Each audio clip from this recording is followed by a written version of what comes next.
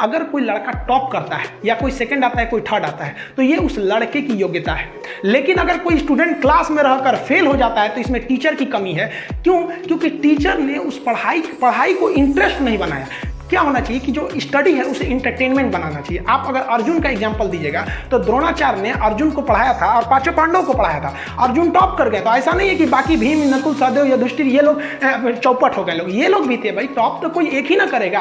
तो टीचर्स को भी सोचना चाहिए कि भाई क्या है कि आपके क्लास को लड़का भाग जा रहा है। आप अपने भी स्कूल में देखे होंगे कि कुछ टीचर्स का क्लास आप छोड़ना नहीं चाहते होंगे और कुछ टीचर को देख के बुखार लग जाता होगा। यूट्यूब पे भी देखे होंगे कुछ टीचर के क्लास को आप स्किप कर करके भगाएंगे कि तरीके आधा घंटा तो दिमागे चढ़ जाएंगे। और कुछ टीचर ऐसे भी होंगे जिनको आप देखेंगे बिना स्किप किए आपको क्लास देखेंगे। आप कहेंगे नहीं यार स्किप नहीं करेंगे, कब कौन सा अच्छा चीज पढ़ा के निकल जाएंगे। इनका क्लास एक एक सेकंड इंपॉर्टेंट होता है। अच्छे टीचर की पहचान क्या है? जैसे अभी क्या होता है कि टीचर लोग स्कूल में आ जाते हैं, खैनी बनाते रहते हैं। कहाँ है कोई? तो टीचर लड़के से मंगा देते हैं कि बबुआ पान लेते हो अमरीका की। अजब हाल है बेचारा। लड़के पे क्या इफेक्ट पड़ेगा इसका?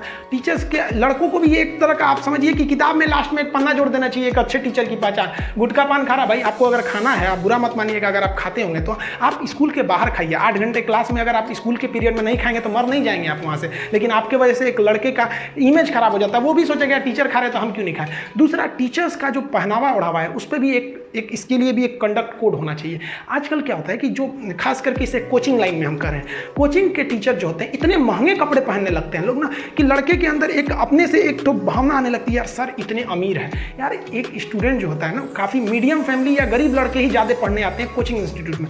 तो जो टीचर को देख के ना उसके अंदर एक लगने लगता है कि नहीं वो अमीर है, पैसे वाले हैं, इसलिए उतना पढ़ के वहाँ चले आए हैं, और हम गरीब हैं, हमारे पास उतना कपड़ा नहीं है अच्छे तो नहीं। तो टीचर्स को भी सोचना चाहिए जो क्लास में जा रहे हैं एक सिंपल वे में जाए ताकि आपको लगे कि नहीं हाँ आप भी एक नॉर्मल इंसान है। बाकी आप अपने पर्सनल जिंदगी में घूमिए ना 2 करोड़ की लंबोर्गिनी कार खरीद के, कौन मना किया आपको। साथ ही आप देखोगे कि कुछ टीचर ऐसे होते हैं जो क्लास में आएंगे तो अपने बारे में बताने लगेंगे, हम ये हम वो।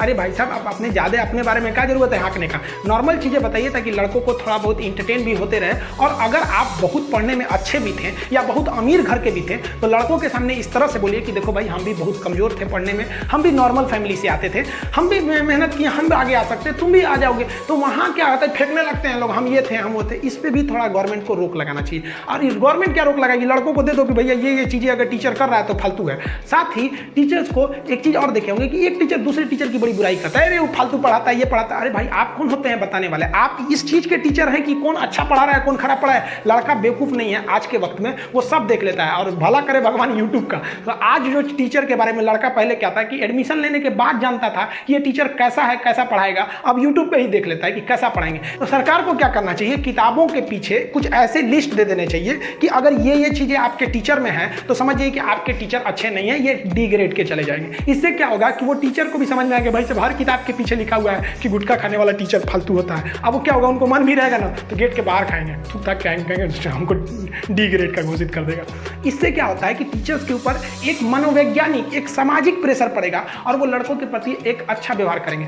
वो जमाना गया जब द्रोणाचार्य और अर्जुन का रिलेशन। आज के वक्त में एक अच्छा टीचर वही है जो लड़के को एकदम फ्रेंडली व्यवहार करके पढ़ा सके। वरना अगर लड़के के अंदर ये भावना आ जाएगी कि ये मेरे टीचर हैं तो वो खुल के सवाल ही नहीं पूछ पाएगा। स्टूडेंट का लेवल नीचे होता है और टीचर का लेवल ऊपर होता है। अगर वो अपने लेवल से पढ़ा देगा तो इसको समझ में नहीं आएगा। तो करना क्या चाहिए कि टीचर्स को अपने लेवल को थोड़ा सा नीचे लाना चाहिए और स्टूडेंट को क्या करना चाहिए कि घर से पढ़ाई करके थोड़ा सा मेहनत करके अपने लेवल को थोड़ा ऊपर करना चाहिए। तब ये मैच होगा, तब कोई दिक्कत नहीं आएगी। लेकिन अभी क्या है कि टीचर जो है और ऊपर लेवल से पढ़ा रहा है, लड़का घर में पबजी खेल रहा है, उसको और कोई फुर्सत नहीं है। तो दोनों की जिम्मेदारी बनती है, तभी हम इस देश को ले जाएंगे आगे। शिक्षा का मतलब क्या होता है कि आपको एक अच्छा इंसान बनाना। कुछ लोग कहते हैं कि जो मैथ में इंटीग्रेशन समेशन पढ़े थे, इतिहास में जो पलासी का युद्ध, सिकंदर का आक्रमण, ये सब पढ़े थे, भूगोल में पढ़े थे, उस सब का अभी जरूरत क्या पड़ता है, हमको पढ़ाया क्यों? तो भाई साहब देखिए, पढ़ाई का अर्थ होता है कि आपके दिमाग को विकसित करना। जो व्यक्ति ये मैथ में पढ़ा होगा ना, इंटीग्रेशन समेशन, और ये जो अच्छे पढ़े लिखे लोग होते हैं वो कभी भी चाय की दुकान पर छोटे मोटे बहस में भाग नहीं लेते हैं। अगर आप उनको बहस में घेरिएगा ना तो कहेंगे अच्छा भैया ठीक है फिर मिलेंगे।